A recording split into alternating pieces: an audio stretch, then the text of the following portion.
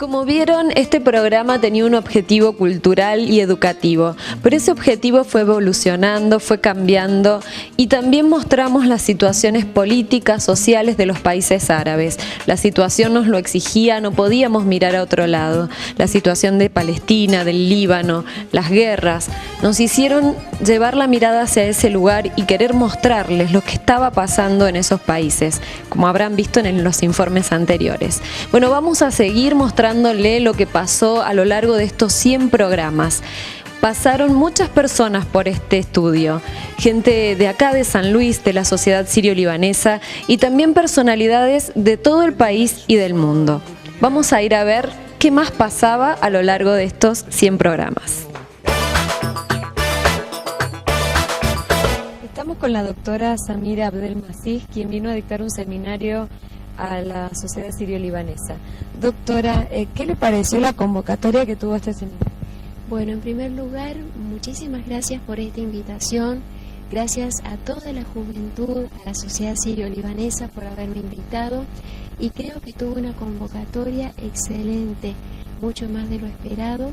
Y bueno, creo que es un pequeño aporte para que la gente conozca todo el aporte cultural y científico que toda la región de Medio Oriente dio a la humanidad. A grandes rasgos, así, ¿nos podría contar de qué se trató el seminario? Sí, en primer lugar estuvimos relatando cómo y por qué nació la ciencia, que se encuentra estrechamente vinculada con la aparición de las primeras ciudades.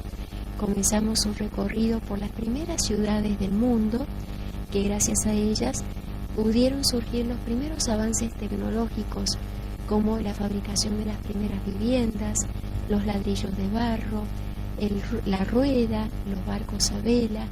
Rodrigo Curi, ¿cuándo empezaste a tocar el derbaque? Empecé a los 8 años. ¿Por qué? Porque mi papá era descendiente de árabe y dos, porque me empezó a gustar muchísimo. ¿Y cómo fue el origen de este gusto? ¿Cuándo viste los primeros percusiones? En el primer congreso que se realizó acá en San Luis. ¿Y a quién viste tocar? A los chicos de Rosario.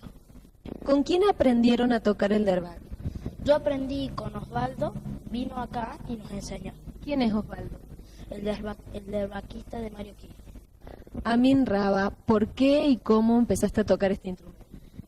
Yo le empecé a tocar porque una vez vino Mario Kiri y mi tío, como le gustó el instrumento que estaba tocando Osvaldo, se lo compró. Y ahí yo empecé a agarrarlo y mi papá se fue a Siria y me compró uno. Y yo ahí empecé a tocar. ¿Hace cuánto que tocas este instrumento? Y hará 2 años. ¿Qué significa o qué es el derbaque? El derbaque es el que guía al grupo que está tocando. Y ahora Naim Raba nos va a contar cuándo empezó a tocar este instrumento. Naim, ¿cuándo y cómo comenzaste a tocar el derbaque? Bueno, mi primo me enseñó primero y mi papá después. Entonces me gustó mucho y me compraron uno. Entonces ahí empecé a tocar y... ¿Hace cuánto? Los 5 años. Desde los 5 años.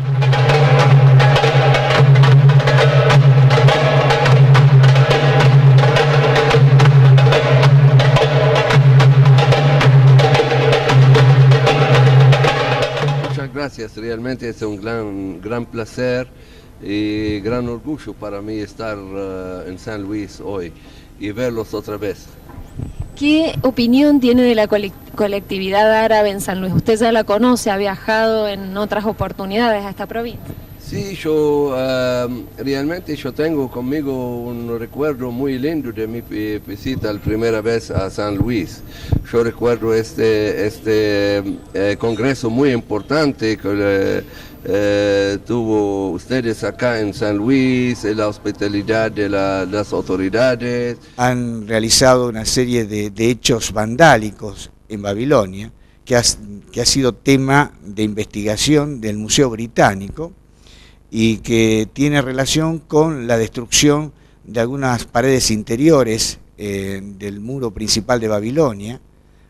Han destrozado el pavimento original de Nabucodonosor, una región donde históricamente acostumbraba este rey de Babilonia a transitar con su séquito. Bueno, hoy ese lugar es transitado por la maquinaria militar de Estados Unidos. Palestina sigue resistiendo, Palestina sigue sufriendo, Palestina sigue donando su sangre y abonando con su sangre esa tierra santa, esa tierra sagrada, esa tierra que no nos pertenece, esa tierra que le pertenece a cada uno de ustedes, esa tierra que tiene cada uno de ustedes su corazón, su mente, su espíritu puesta en ella. Palestina está en una situación todavía peor que la de Líbano.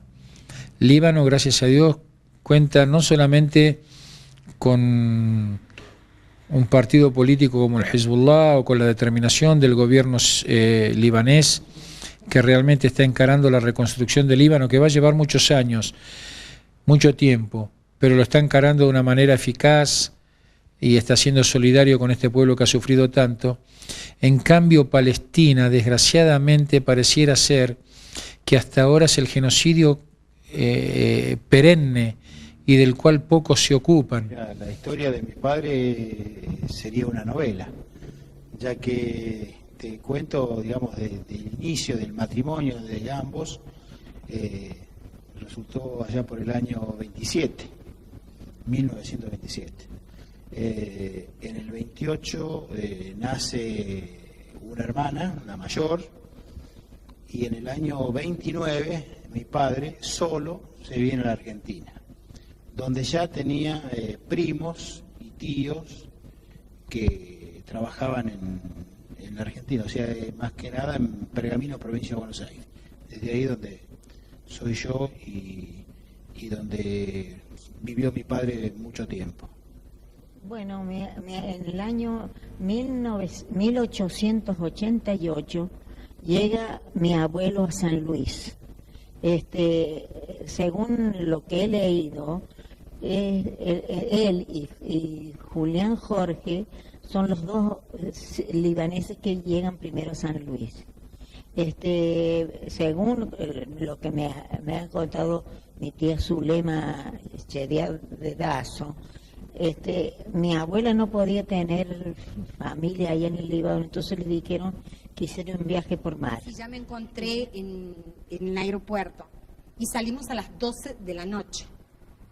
De las 5 de la mañana a las 12 de la noche fue el único avión que salió. ¿Hacia dónde? Hacia Italia.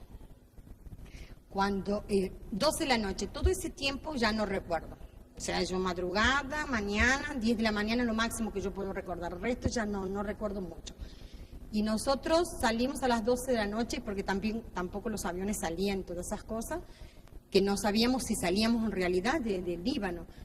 Y cuando salimos del Líbano, obviamente dentro del aeropuerto no escuchabas noticias, no sabíamos nada de lo que estaba pasando, fuera. Y cuando nosotros llegamos al Italia, cuando llegamos a la Italia, vimos unos recibimientos impresionantemente. La gente, obviamente a su pariente, pero no solamente a su pariente, que era el único avión que había salido, y no sabíamos el por qué era ese recibimiento, esos aplausos, esos besos, esas banderas. Fue tan no encontrar a nadie, o sea, no sabes vivir ese momento porque bajamos y veíamos tanta gente que no conocíamos, nos abrazamos, nos besamos.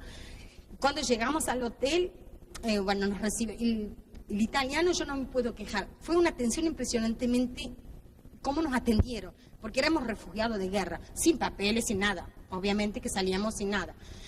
Y fue una atención tan especial que nos llevaron, nos atendieron muy linda. Cuando miramos así, ya el mundo entero estaba el Líbano que se estaba ardiendo, de punta a punta. Nuestra salida, salió el avión del Líbano y explotó el aeropuerto. Por eso era tanto que, o sea, una cosa es contarlo, otra cosa es vivir, pero muy, muy... Y bueno, fue así.